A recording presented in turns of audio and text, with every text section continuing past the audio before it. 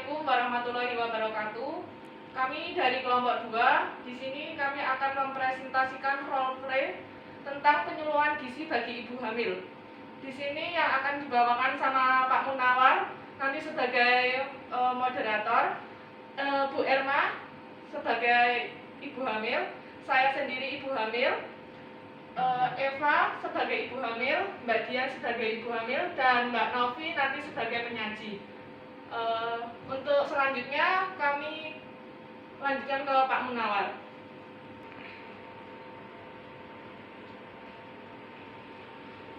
Assalamualaikum warahmatullahi wabarakatuh. Waalaikumsalam warahmatullahi wabarakatuh.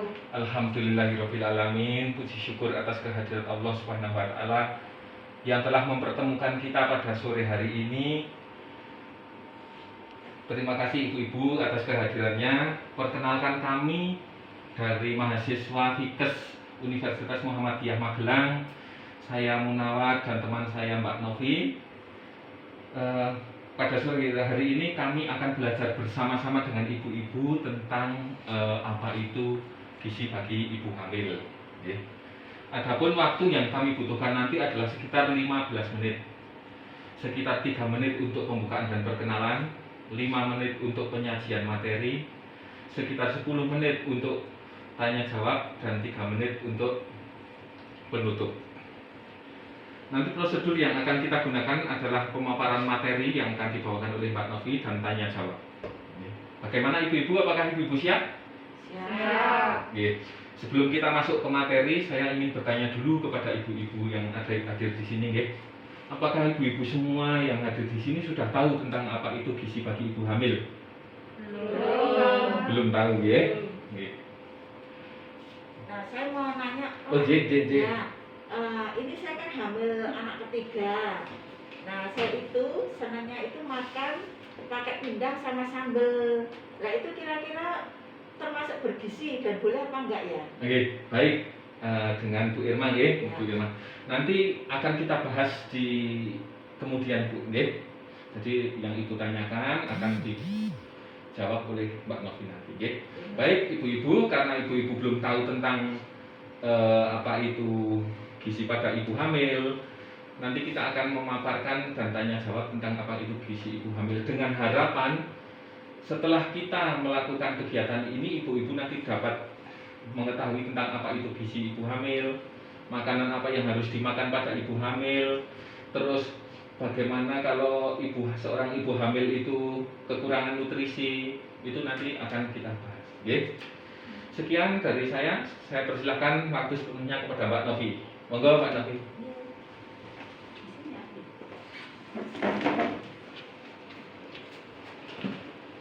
Assalamualaikum warahmatullahi wabarakatuh. Waalaikumsalam warahmatullahi wabarakatuh. Di sini kami akan menyampaikan tentang gizi pada ibu hamil, ya Bu ya. Sekarang apa yang dimaksud dengan makanan bergizi? Makanan bergizi adalah makanan yang terdiri dari 4 sehat 5 sempurna, yang di dalamnya terkandung kalori, protein, serta vitamin. Nah, makanan bergizi itu apa? Nah, komposisinya ini ya ibu-ibu.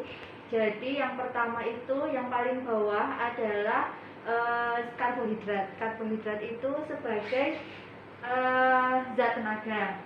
Karbohidrat itu apa? Yang pertama itu nasi atau bisa lontong juga termasuk karbohidrat, roti, bihun, serta roti.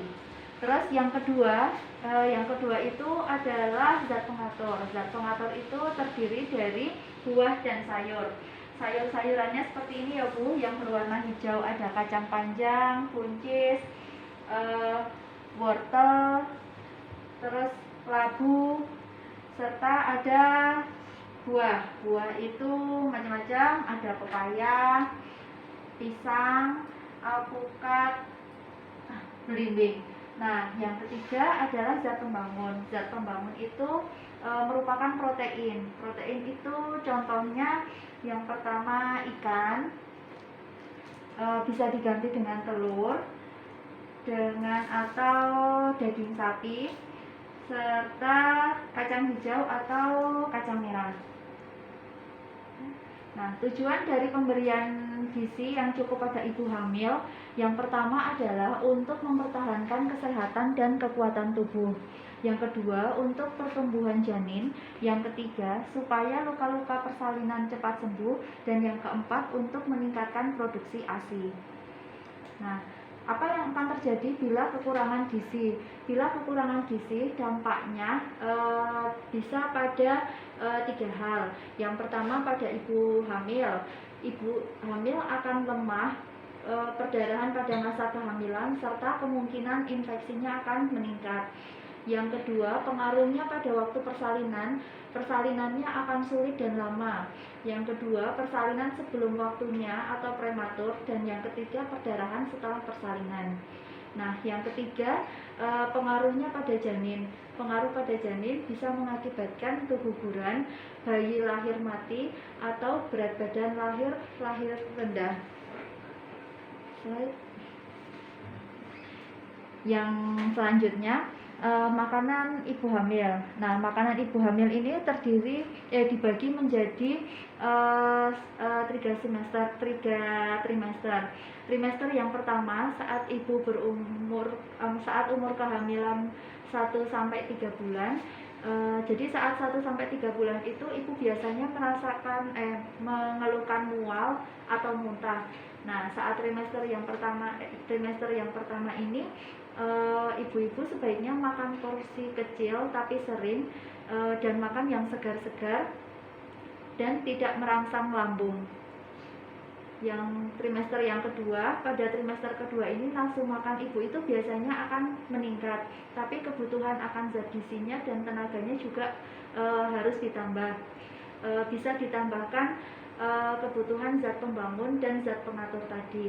Zat pembangun tadi bisa didapatkan dari karbohidrat serta protein. Trimester yang ketiga ini adalah saat janin mengalami pertumbuhan dan perkembangan yang sangat pesat. Bahan makanan yang mengandung lemak dan hidrat arang seperti makanan yang manis-manis dan gorengan harus dikurangi. Ya, sumber makanan ibu hamil. Sumber makanan ibu hamil yang pertama sumber kalori. Sumber kalori itu contohnya seperti karbohidrat tadi nggih, bisa didapatkan dari nasi putih, atau bisa diganti dengan roti, bihun kering, atau kentang. Nah, itu semua merupakan karbohidrat yang fungsinya sebagai pembangun tenaga. Yang kedua, protein. Sumber protein tadi diantaranya ikan nggih, ikan. Terus ada kacang-kacangan, ada kacang hijau atau kacang tanah. Terus dapat dari daging atau telur. Nah, yang ketiga kebutuhan asam folat. Asam folat ini bisa didapatkan dari ati atau brokoli. Ini brokoli yang sayuran berwarna hijau. Ini brokoli atau kacang-kacangan, kacang merah nggih. Terus dari zat besi itu bisa didapatkan dari daging berwarna merah, dari daging sapi tapi yang benar-benar daging, yang tidak ada lemaknya. Lalu ikan serta makanan laut. Nah, vitamin A dan C. Vitamin A dan C ini banyak terdapat pada minyak ikan, kuning telur, wortel, brokoli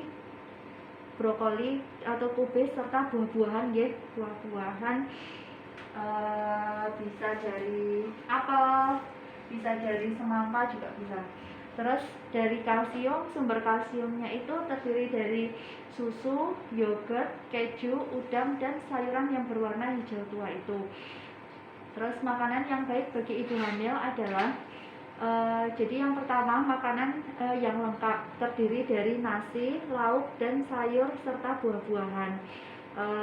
Bila ibu mual makan nasi itu bisa diganti dengan roti atau dengan kentang.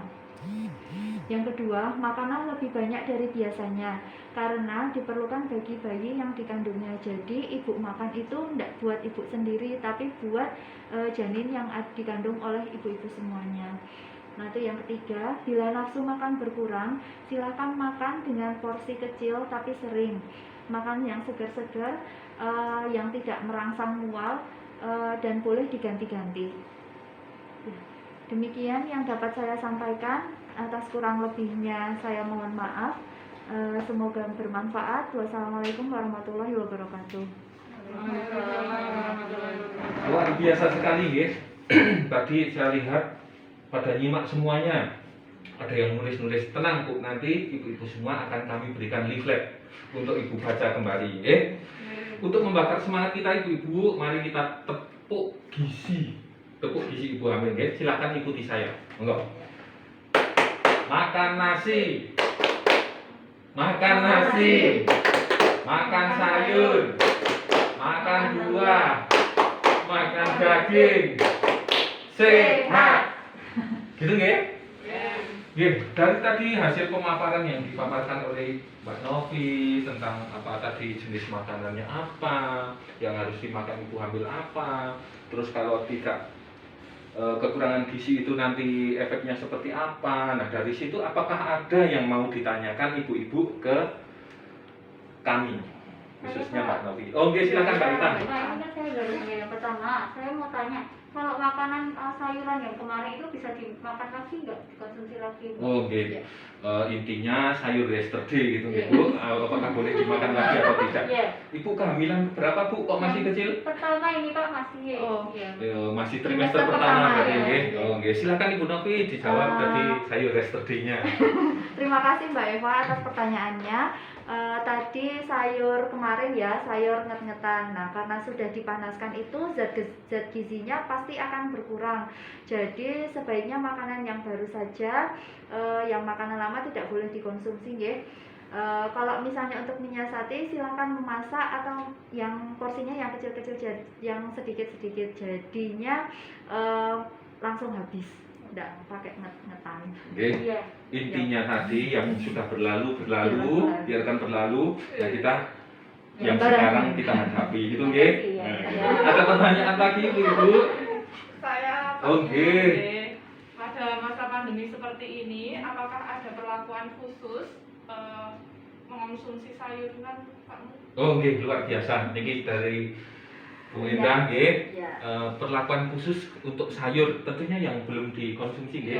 Itu ada tidak pada masa pandemi ini? Ya, terima kasih pertanyaannya Bu Endah. Untuk perlakuan khusus di masa pandemi ini, ya sebelum memasak kita biasanya mencuci sayur-sayuran nggih.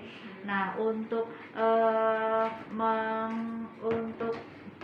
membasmi virus dan bakterinya bisa menggunakan garam, mencuci dengan garam biar virusnya mati. Oke, intinya ini sayur-sayur seperti ini sebelum dikonsumsi dicuci dengan air garam. Itu intinya untuk mendisinfeksi, gitu nggih. Ada yang mau ditanyakan lagi? Ya, saya Pak. Oh nggih, Bu Dian, ini kehamilannya besar sekali. Iya, ini saya kehamilan anak kedua. Oh nggih. Nah, tapi kok nganu nggih Mas? Sudah usia 30 minggu lebih, tapi ini adiknya tuh masih kecil. Kalau saya banyak makan manis-manis, gitu boleh nggak ya? Oh nggih, terima kasih Bu Dian. Nanti jenengan sebenarnya bisa berkaca itu sudah manis ya. Silakan Bu Novi dijawab. Terima kasih pertanyaannya Bu Dian. Asal kalau misalnya tidak ada peningkatan gula darah, jadi diperiksa gula darahnya normal, sebenarnya makan manis-manis tidak apa-apa. Bisa ditambah es krim atau coklat atau ditambah makanan yang proteinnya ditambahin lagi. Nah, berarti makannya bisa diperbanyak lagi, boleh makan manis. Terus ini tadi ada catatan lagi, ada pertanyaan dari Bu Irma waktu di awal itu ya. Jadi saking antusiasmenya beliau itu bertanya sebelum dipaparkan, gitu ya. Tadi pertanyaannya kurang lebih, Bu Irma ini saat kehamilan sekarang itu lebih suka mengkonsumsi tongkol, ya Bu ya, yang cenderung asin begitu. Nah, sama sambal. sama sambal. Apakah ini kehamilan trimester berapa Bu?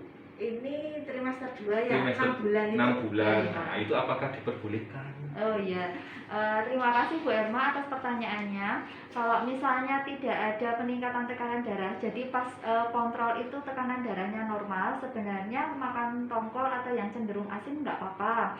Cuman selain tongkol kan protein ya, selain protein harus ditambah dengan sayur dan buah-buahan serta susu kalau boleh. Oh, ya, terima kasih. Oke. Begitu Ibu-ibu, apakah masih ada yang mau ditanyakan kembali atau sudah cukup jelas ini? Cukup jelas. Oke, sudah cukup jelas. Kalau sudah cukup jelas, tadi kan kita sudah memaparkan, terus kita sudah memberi contoh ini makanannya seperti apa. Terus kita sudah tanya jawab. Nah, dari pertemuan kita tadi itu, kegiatan kita hari ini, apakah itu bisa meningkatkan pengetahuan ibu-ibu semua ini tentunya ya? Atau masih biasa saja dengan adanya pertemuan ini? Jadi tambah pintar lah. Oh, terima kasih. Saya tentunya ibu-ibu memang pinter-pinter ya, Mbak Devi.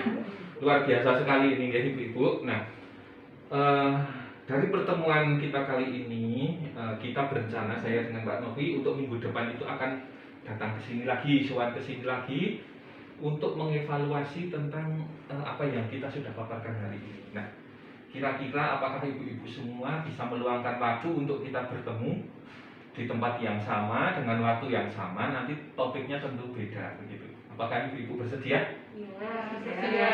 Bersedia nggih, semangat sekali nggih. Plus untuk ibu-ibu semua. Ya sekian ibu-ibu, ini pemaparan dari kami mahasiswa Unima, semoga bermanfaat untuk ibu-ibu semuanya nggih. Kalau ada kurang dan lebihnya kami berdua mohon maaf. Kami akan undur diri. Billahi taufik wal hidayah. Wassalamualaikum warahmatullahi wabarakatuh. Waalaikumsalam warahmatullahi wabarakatuh.